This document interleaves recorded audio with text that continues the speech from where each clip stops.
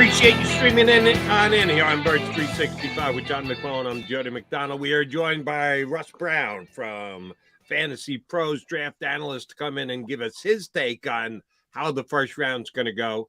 All right, Russ, John and I were just arguing about the top 10 and saying what can happen for the Eagles, who will come off the board, what will Howie Roseman do because of that.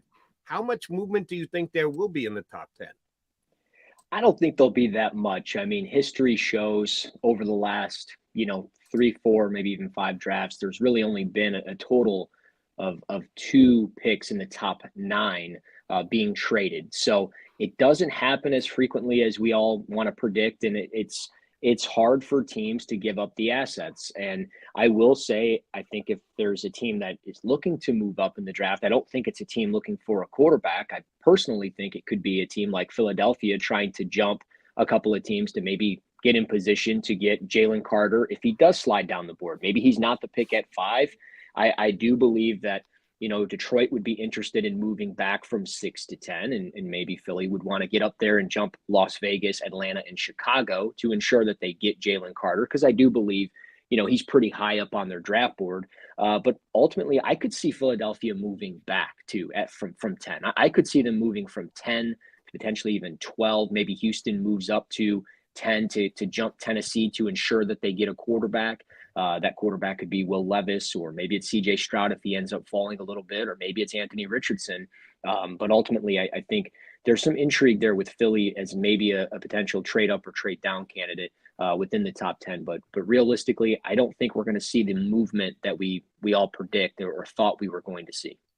Russell, I think, with the Eagles starting at 10, and I think you're right. I mean, there's the potential to move up, and I think Seattle's going to be key in that.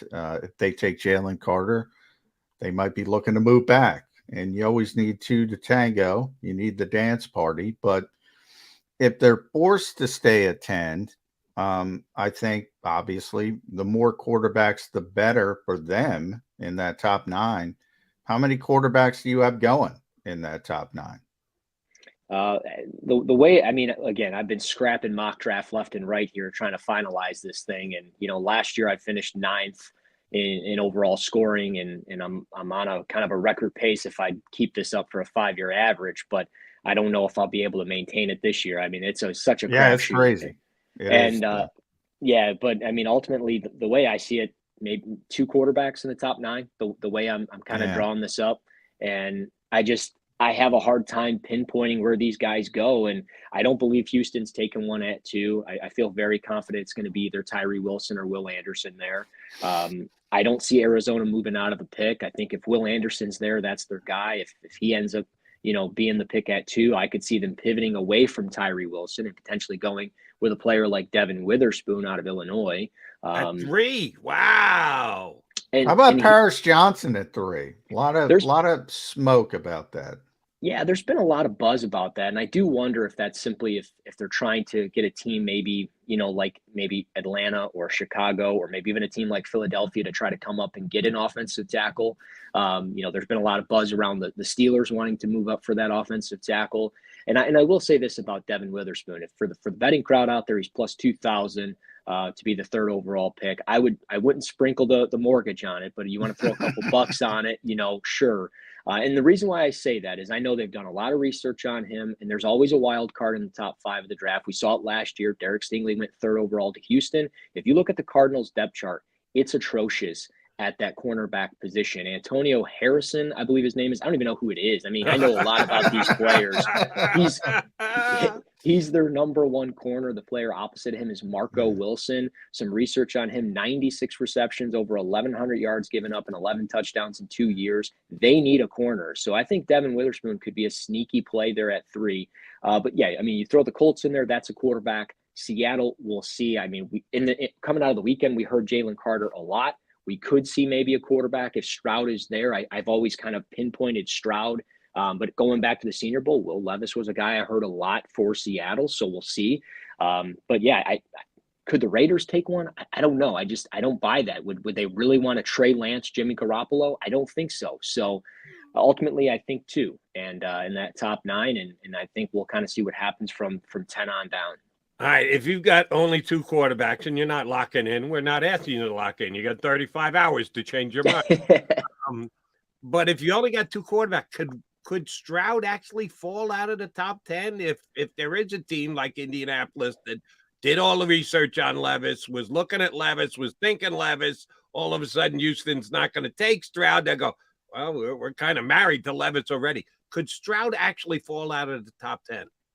It's possible. I mean, we've seen it before. We saw it with Dwayne Haskins coming out of Ohio State. He fell to Washington at 15th or 16th in that draft. We saw it with Justin Fields. He fell to 11th, to Chicago. So I think it's possible. If he ends up getting down to, 10 or 11, that's where I think maybe Houston tries to jump Tennessee to get him, or Tennessee just takes him at 11. I don't think we're going to see a team like, the Washington Commanders or anything like that make a trade up. I think they're pretty content with Sam Howell. But ultimately, I think, 11 and 12, if we see Richardson and potentially Stroud fall, I think that's where we could see them go. But I've also kind of heard some rumblings that don't be surprised if Houston maybe goes defense with their first 2 picks, and they've got the ammunition to try to move back into this first round. And if they move back in, maybe a team like Buffalo or maybe even the Philadelphia Eagles at 30 could be a trade candidate to, trade back up with, and maybe they would take Hendon Hooker in that spot. So yeah. I know I've heard that they like him quite a bit. They don't want to take him at 12, but if they have to, they will. So we'll kind of see, but it's a guessing game at this point. And Will Levis at 4 makes sense. We've heard a lot of rumblings on that, but I wouldn't sleep on the idea of Anthony Richardson as well at 4. I've heard, his name quite a bit within the last day or so. All right, we got to feed the beast, Russell. I don't know if you know, but here in Philadelphia, it's all Bijan all the time, even though the Eagles don't take running backs in the first round of the draft. They would have in 2017. Now everybody's going back to Christian McCaffrey. I don't see the comparisons. The Eagles loved C-Mac's ability in the passing game. It was also a different offense at the time with Carson Wentz. Now the running game is about +1 and spacing and numbers. I don't see the value, but I recognize this is one of the best players in the draft. I find a hard time fitting him somewhere. Who's going to jump to take Bijan Robinson? Well, I think I started the train of Bijan to the Eagles at 10. It might have even been on this show back in February or something. But I'm going to be honest. I really think Atlanta makes a lot of sense at 8. And I know they've got Tyler Algier. I know he had a sneaky good rookie season with 1,000 yards, but can he maintain that throughout the course of his career? He's just not that dynamic of a back. He's very more, straightforward north and south type guy. Bijan's a difference maker. He's a playmaker. And I think when you look at Atlanta, if Desmond Ritter's their guy, you have to surround weapons with him. And I think Bijan makes a lot of sense. He's a great pass catcher. He's obviously a great runner between the tackles and in the open field. And I really think Atlanta with Bijan, that would be the place I locked that in my mock draft 2.0 with Fantasy Pros a few weeks ago. That's where I had Bijan going. So I think that's where we could see it. Now, again, if maybe Tyree Wilson falls a little bit, I think Atlanta would maybe jump for joy if he ended up falling to 8. It's possible. But I could see if he's there at 10, I could see Philadelphia taking him. They have the luxury to do it.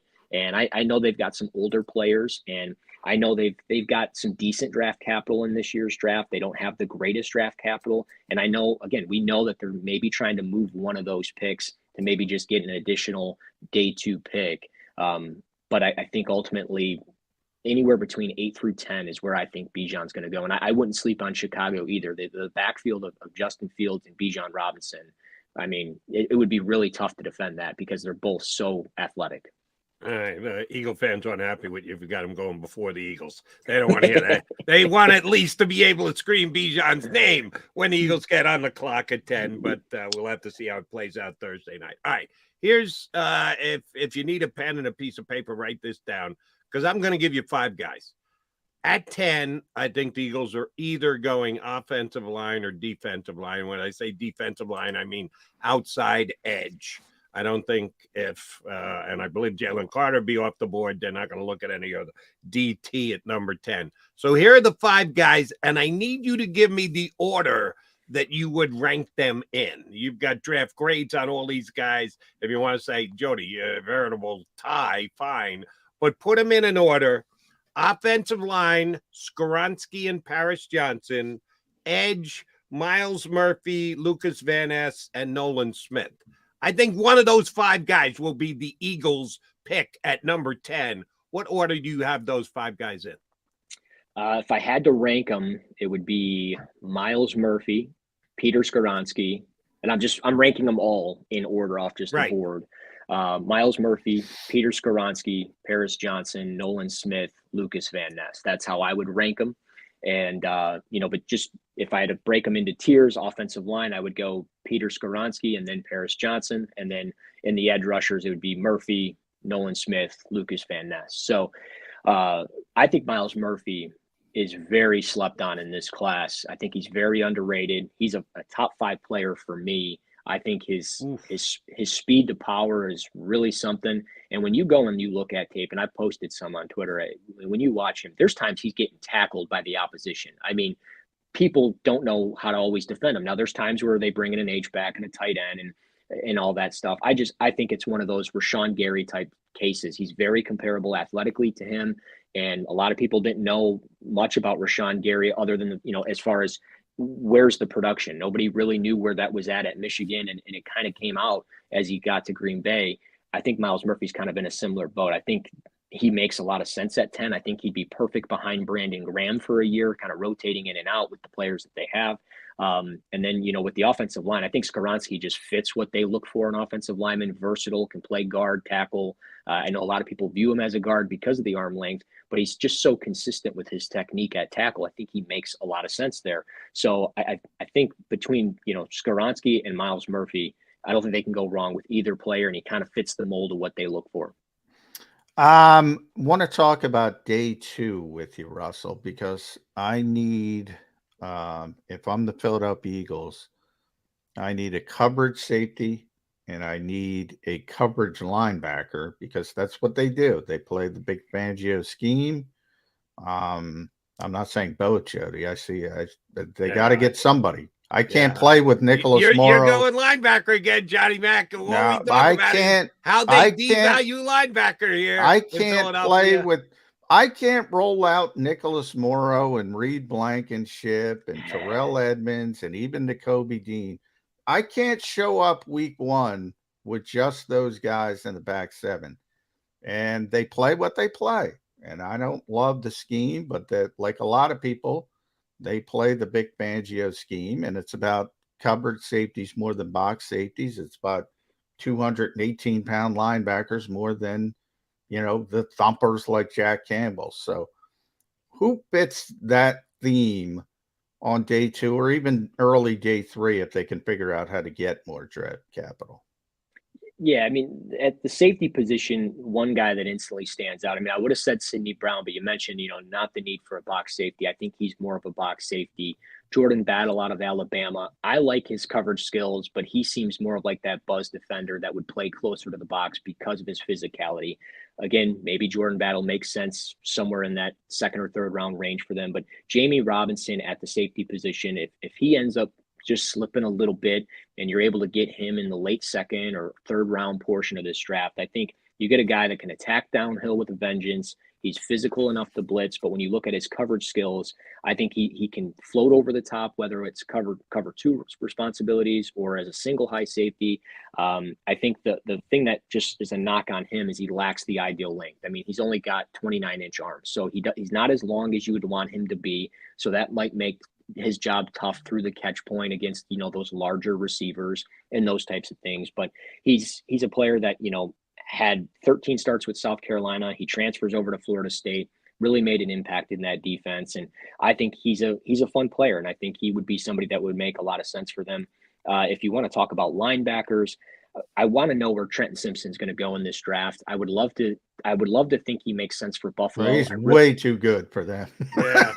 I'd love to see him in Eagle Green. I think he's off the board before they don't look until it's a value, Russell. They're not even thinking about linebacker. Yeah. I mean, deeper in the draft, I only have 6 graded, so I'm the linebackers I didn't love this year. I will say Henry Toto from Alabama There we would go. be a fun player in that 3rd round range. I think he's very explosive, a little bit undersized at 6'1", 227, but I think he's fine for a Will Backer role. Perfect. He's a perfect fit, undersized. Yeah, exactly. I thought there were times though he was a little stiff with his hips. I thought his tackling technique was a little bit inconsistent. But again, he's experienced. He's 24. He's a little bit older, but I think he would make some sense there in the box. And if you want us to take a swing at him in the 3rd round, that's I think a perfect value. Yeah, John would love that because then he gets to write the line. You're not in Tuscaloosa anymore, Toto. If he were to come here to play linebacker at Philadelphia. A specific position for you. If the Eagles don't get Bijan Robinson, which none of us seem to believe that's going to happen, they do need another running back. They need to add to their stable. Rashad Penny could have a 1,300-yard year, or he could have a 600-yard year because he misses 9 games for the Eagles this season. So it's just too much of an unknown. We know they're going to draft a running back at some point. It could be day 3, or it could be day 2 after Bijan Robinson. Give us the next 2 or 3 backs and where you think they come off the board. Well, I would love to see Jahmyr Gibbs. I think at 30, it's a little rich for some, but if they pass on Bijan at the 10th pick, maybe they take Gibbs at 30. I think he's an explosive playmaker. You get the ball in his hands. I love what he can do in the open field. Great burst, acceleration. He had 44 receptions this past year. He's a pass catcher. And at 5'9", 199, there's a lot of comparisons to, some people say Jamal Charles. Some people say, Alvin Kamara. I think either one of those fit. And either way, I'm not a pro comparison guy. I'm going to let Gibbs be Gibbs. And I think he could be a heck of a football player with Philly and Jalen Hurts. But if Gibbs is gone, because there's some buzz that maybe he goes to a team like Tampa or Cincinnati or maybe even Dallas. So if he's gone, I think, Zach Charbonnet on day 2 is a steal. I think he's a heck of a football player. I think we'd be talking about him as the top back in the class if there was no Bijan Robinson or Gibbs. But he's a great football player. He runs a little high, but he's got great contact balance. He gains speed as he runs down the field. I think if you put him in this offense where, you can run those zone reads and those types of things, he's going to be able to get downhill quickly. Teams are going to have to honor and kind of freeze a little bit as defenders watching Jalen Hurts. And Charbonnet is going to gain steam, and he's going to gain 4, 5, 6 yards at a pop. And then just lastly, a sneaky play, I think, is Eric Gray out of Oklahoma.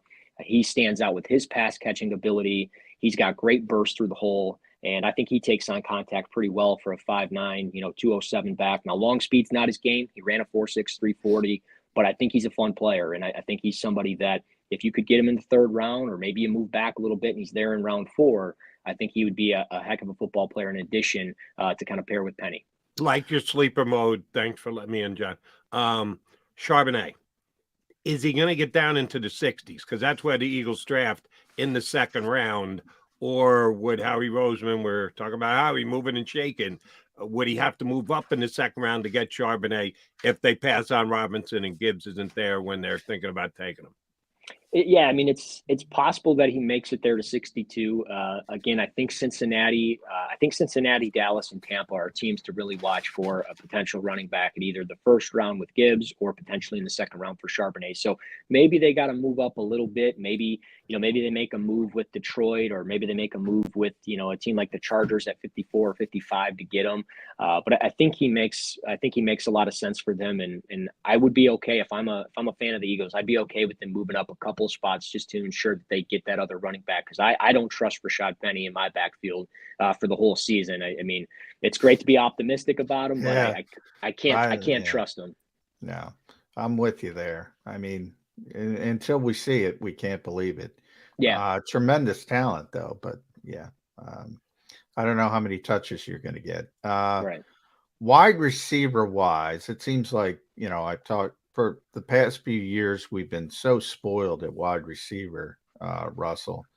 And this class doesn't look as good, certainly at the top. How many receivers you got going in the 1st round? We're used to Jefferson and Chase and all these guys splashing right away now.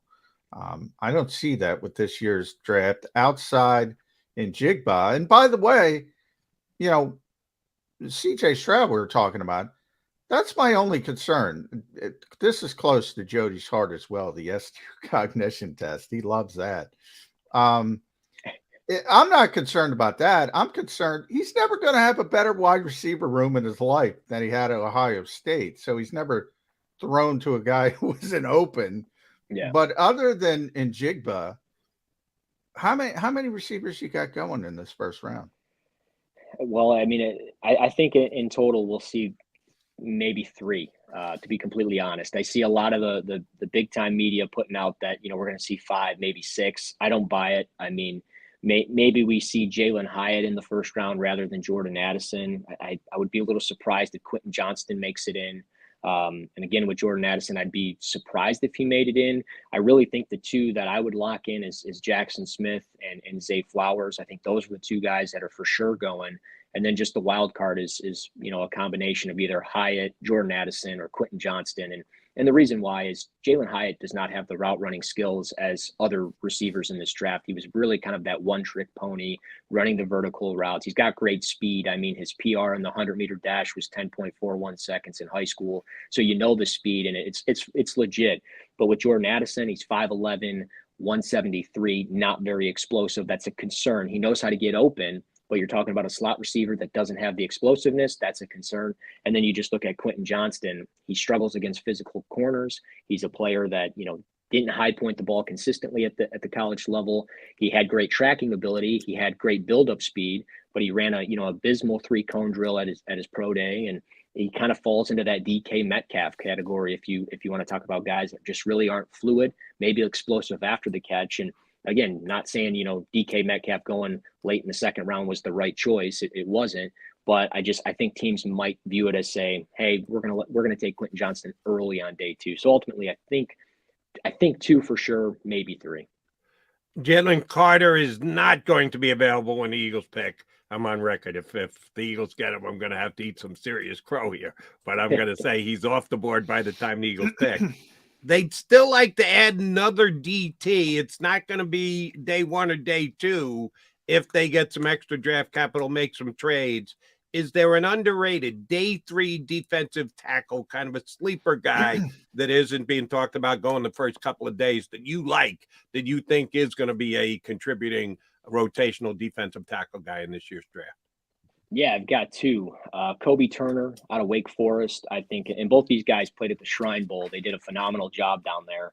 But Kobe Turner's really underrated, in my opinion, maybe as a 3 technique at the next level. He might even play a little 4-eye or 5 just to kind of bump outside as a defensive end from time to time. But his 3-cone drill was 7.08 seconds. I mean, that's in the Aaron Donald range of defensive tackles. And at 6'2" and 3/4 and 288 pounds, he's got 32-inch arms.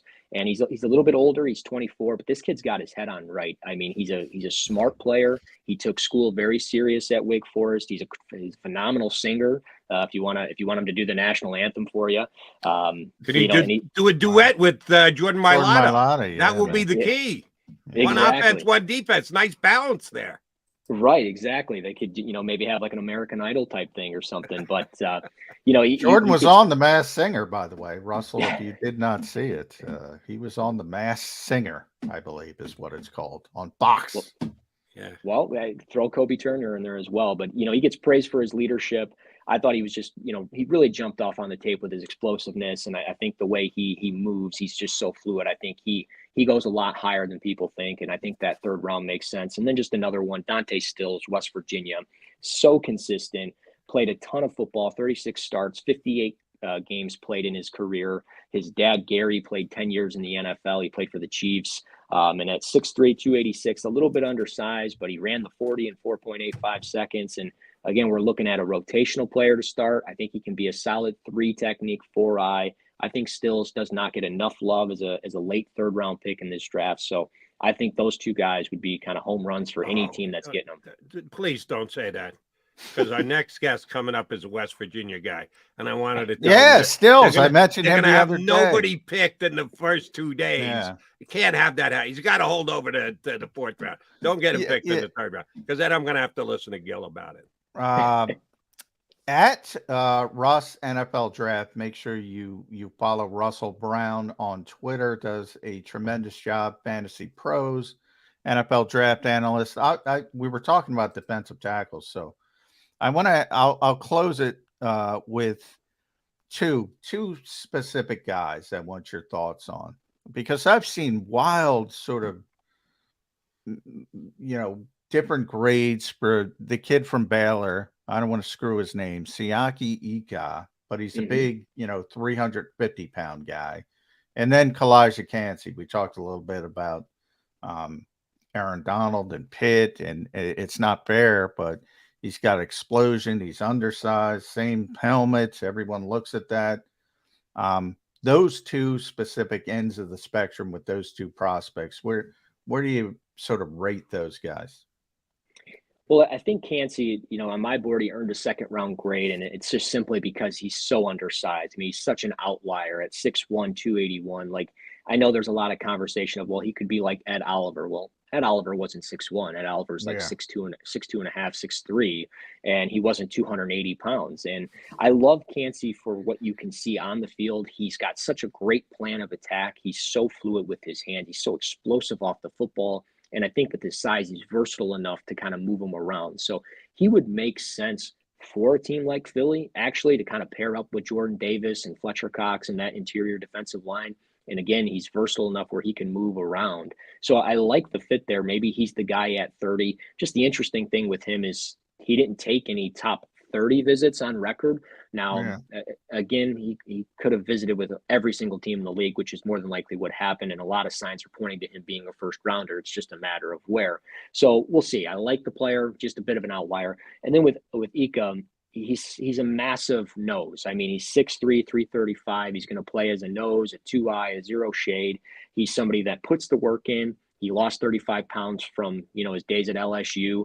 And I think when you look at him, I mean, he doesn't really have the same plan of attack or the hand movement or skills that a player like Cansey has or some other interior defensive lineman. And he's a heavy leaner, but I just think when you look for a player that needs to plug the gap, he can do that. And I think in the run game as a two-down player, he makes so much sense for any team looking for kind of that A-gap player. And every now and again, he's kind of light on his feet with a spin move. So I think there's a lot of intrigue. Well, I like the reason I asked you about him, Russell, the Eagles need a backup for Jordan Davis. Could he last all the way to the 7th round as a two-down player? Could he last that far?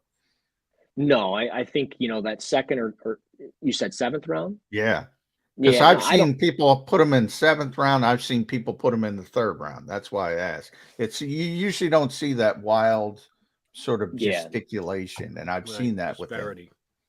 Yeah, unless there's something, maybe off the field that I wasn't able to uncover. I mean, I like him as a 3rd round pick, but I could see him going in the late 2nd. Ultimately, he's my 69th ranked player. Yeah. So I think he's more of a 3rd round pick just simply because of that two-down value. But ultimately, he's a good player. He's got to become more consistent in the NFL. I don't know what you're going to get as a pass rusher out of him. Russ, I know you've been waiting with this question with bated breath, and John usually asks it, but he didn't, so I'm going to scoop it up and score. If the Eagles were to use a 7th round pick, and they've got 2, maybe they even trade a pick from next year to get back into the 7th round. How stupid does that sound? But there has not been a punter selected. And the Eagles feared that someone's going to take a punter and they're not going to be able to outbid anybody for an undrafted free agent punter. Is there a punter worth taking in the 7th round if they're all available and the Eagles aggressively put themselves in a position to get the quote unquote best punter in this draft? Who is that? Man, I'm just gonna go with a Michigan State guy, Bryce Behringer. That's gonna be the guy that I'm going to roll with. He played at Michigan State. Our offense wasn't very good at State. He punted a ton for us. I think he led the nation. listen to him use it. It sounds like Gil, us. Yeah. Michigan State, us. West Virginia, us. Russ, us. The only us on this show is the Eagles. You're a Michigan guy, so the Michigan has a good punter as well. You guys got the corner. Michigan has the corner on the punters. You got Behringer and I'm trying to look at his name. Brad Robbins from Michigan. Yeah. Those might be the 2 best punters. Yeah, and Michigan's got the kicker Jake Moody. But yeah, I mean, I wouldn't be taking a punter or a kicker in the draft. I mean, maybe in the 7th round you could That's what I'm justify it. saying. 7th round. I'm going out on a limb and saying they use a 7th round pick. Yeah, maybe I would take Behringer, led the nation in punts, punt to average or whatever with 49 or 50. So that would be the direction I'd go. I mean, I don't know. I don't scout punters or kickers. Nobody does, man. That's why Nobody I asked does. you. Michigan State, and if not Rutgers. So the best punter coming off the board is definitely Big Ten. We've established that. The question is, who's it going to be? Well, Yeah.